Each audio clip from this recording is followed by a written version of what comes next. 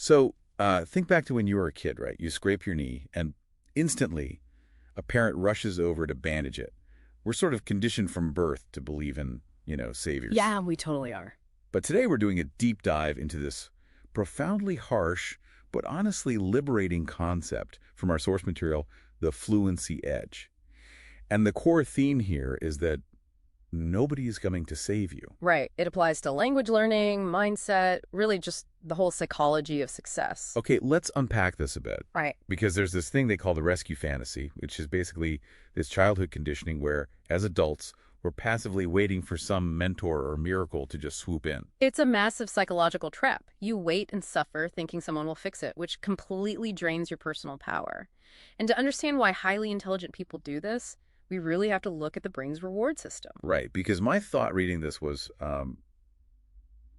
is blaming external forces, basically neurological junk food. Oh, that is the perfect analogy. What's fascinating here is the mesolimbic dopamine pathway. Just like eating a donut, pointing the finger at someone else gives you a quick spike of sugar to soothe your ego. So you're saying, like, the brain treats an ego threat like a physical threat. Exactly. The brain evolved to reward us for surviving physical danger. Today, it views a failure as a literal survival threat. By dodging blame, your brain thinks it survived, so it hits you with a quick burst of dopamine. But then you get the sugar crash, right? Yeah, the inevitable crash. It ultimately leaves you lethargic, powerless, and honestly, craving another excuse. By continually deflecting, you basically surrender your personal agency and wire yourself for a permanent victim mentality. But wait, I have to push back a little here, because some things actually are outside our control. Sure, absolutely. Like, say I get rear-ended by a careless driver on my way to work. That's not my fault. Isn't radical accountability just, I don't know, exhausting if you're taking the blame for everything? Well, that is a vital distinction to make. We have to separate fault from responsibility. Okay, how so? If a careless driver rear-ends you, the accident is entirely their fault.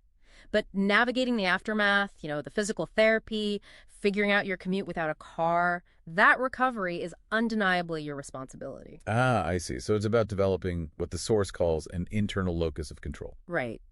Julian Rotter's concept. It just means believing your choices and actions determine your outcomes, regardless of the hand you were dealt. And it pairs really well with Martin Seligman's idea of learned optimism. Which shifts how we process setbacks, right? Yeah. Because people stuck in that victim mindset fall into the 3 Ps. They believe failures are permanent, pervasive, and personal. Yeah, meaning they think it will last forever, it ruins everything, and it proves they are deeply flawed. But high performers flip that script. Exactly. They view setbacks as just temporary, localized, strategic errors. They don't let a bad day become a bad identity. So how does someone actually apply this when they are facing constant, painful rejection? Like you're trying to start a business or learn a new language, and you just keep failing. Well, you have to look at reality without ego. Action cures fear.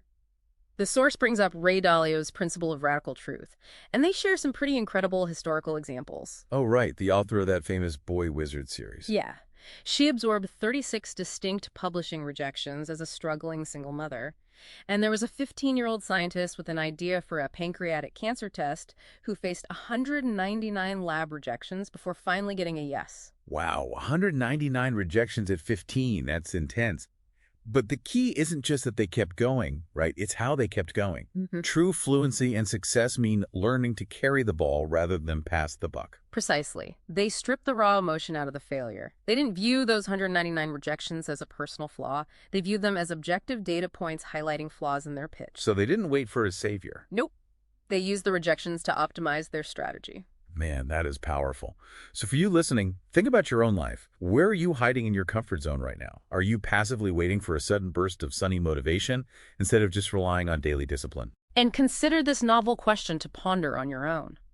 If we know that helplessness can be unlearned, is it possible to consciously rewire our neurochemistry? Oh, wow. Yeah, imagine if instead of seeking that junk food dopamine hit from dodging blame, you eventually got a massive dopamine rush from owning your failures and taking control. Trading the rescue fantasy for radical accountability? You might just find that the hero you were waiting on to bandage that scraped knee was you all along.